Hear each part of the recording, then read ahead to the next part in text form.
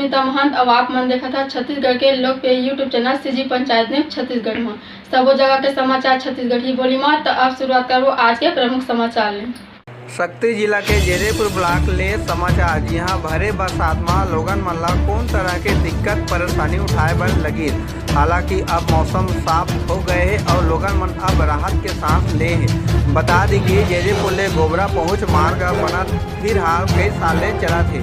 फिर कई गांव के कुछ छोटे छोटे हिस्सा के सड़क नहीं बनेले आधा अधूरा है, जेकर सेती आप देख सकत हवा कि कई तरह के परेशानी होवा थे। ये शायद नदी नरवा ले कोनो कम नहीं दिखा थे। आप अंदाजा लगा सकत हवा कि ये सड़क है कि नदी नरवा तरिया जैसे रूप अनजान आदमी हिम्मत नहीं करत है आखिर ये रास्ता ला पार करी कैसे। तुषार बोरसरा बेला दुला संग कई गांव में आधा अधूरा सड़क निर्माण लोगन मन ला मुसीबत में डाल दिए हैं। यही कारण ले बेला दुला के मुख्य मार्ग में राखल ले भरे हाईवा आधा अधूरा सड़क में पलटे रही। फिलहाल कोनो बड़े दुर्घटना नहीं हुई। तो वहीं कुछ ग्रामीण मन मौजा सेती रोकथाम करे हैं, तो वहीं कुछ के विवाद सेती देखो हमारी रिपोर्ट।